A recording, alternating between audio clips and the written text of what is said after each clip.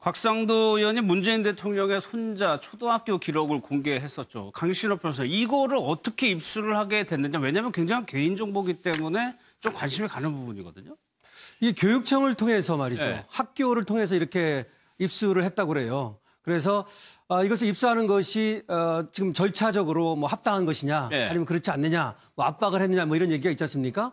그래서 처음에는 1년치 학적 변동 현황 자료를 요구했다는 거죠. 그러니까 국회의원실에서 직접 달라고 그렇죠. 달라고 한 거죠. 네. 근데 사실은 국회의원들은 달라고 할 수 있는 권리는 있습니다. 네. 그래서 달라고 해가지고 범위를 좁혀간 겁니다. 그래서 2차로는 이주 학생 대상의 국가, 도시, 학교명 이런 것들을 이제 얻어낸 거죠. 그러니까 처음에는 문 대통령 손자가 다니는 그 초등학교 거기에 1년치 학점 변동을 달라고 해가지고 이것을 조사해가지고 어디로 이주했는지 네. 이주 학생의 대상의 그 국가나 도시 학교명 이걸 알아내고 그런 다음에는 이제 또 범위를 좁힙니다. 이 네. 좁힌 게 뭐냐면은 이사 간 날짜. 그러니까 이제 문 대통령의 그 딸 다혜 씨가 이사 간 날짜를 맞춰가지고 7월 11일 이후에 학적 변동의 어떤 서류 작성, 제출 학생 그 학적 변동 서류 이런 거를 내라 달라 네. 이렇게 해가지고 결국 이제 범위를 좁혀가지고 알아냈다 이렇게 네. 얘기하고 있습니다. 근데 김남국 씨 좀 의문스러운 거, 그게 최종적으로 범위를 좁혀서 7명의 학생이 나왔는데 학교에서 유독 문재인 대통령의 손자 기록만 넘겨줬다는 거 아니에요? 네, 그 점이 조금 이상하다라고 네. 생각이 들고요. 뭐 학교에서는 단순 실수이다라고 이야기를 하면서 성만 남겨놓고 나머지 정보를 지웠다라고 이야기를 하는데 7명 중 어떻게 한 명만 딱 이렇게 콕 집어가지고 학교가 그 학생에 대한 정보를 넘겨줬느냐. 그 점이 좀 이상하다라고 생각이 들고요. 예. 또 곽상도 의원이 이렇게 여러 가지 이렇게 정보를 해가지고 정보를 취합해가지고 좁혀가지고 7명을 추렸다라고 하는데 그 점도 이상합니다.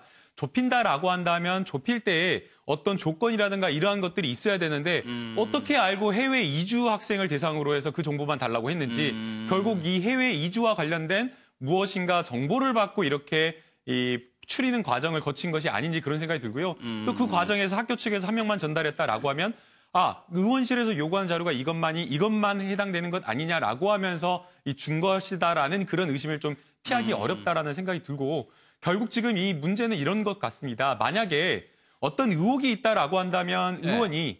야당 의원이 그것에 대해서 뭐 정보를 캔다거나 취합한다라는 거 충분히 이해할 수 있다고 생각이 됩니다. 그런데 지금은 아무런 의혹이 없는 상태에서 그냥 아예 의혹이 있다라고 생각하고 거꾸로 의혹이 있으니까 이 정보를 취합한다라고 한다면 이건 좀 이해가 되지 않는다라고 생각이 들고요. 특히나 아무런 의혹이나 이유나 이런 것들이 없는 상태에서 정쟁의 도구로 일삼기 위해서 이 초등학교 학생에 대한 여러 가지 개인정보, 신상정보를 요구한다라고 하는 것 자체가 아무리 야당에서 정치를 하고 정쟁을 일삼는다고 하지만 이건 너무 좀 도를 지나친 어떤 정치 활동이 아닌가 또 그런 생각도 듭니다.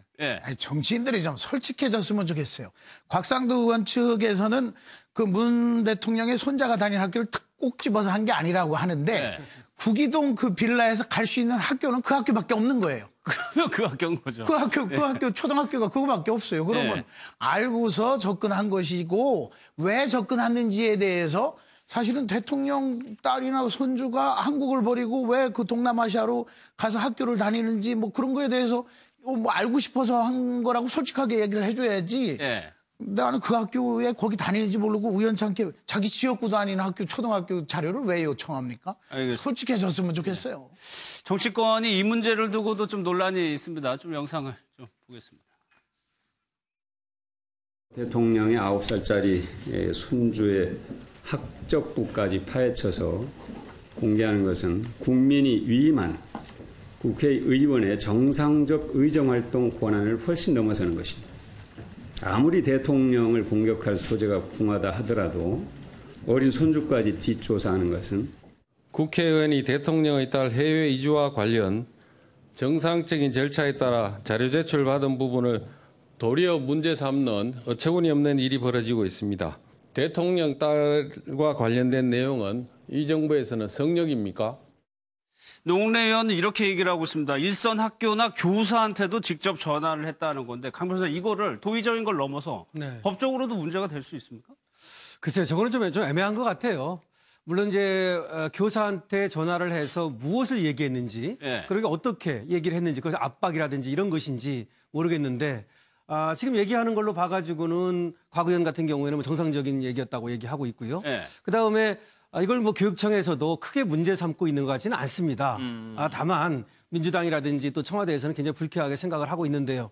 저는 뭐 그렇습니다. 국회의원이 사실은 대통령 가족의 어떤 이주라든지 이런 것들에 대해서 궁금해하고 관심을 가질 수는 있다고 봅니다. 네. 그것도 하나의 국정 견제가 될 수도 있는 거고 내지는 어떤 감시 역할 이런 것도 될 수 있는 것이니까요.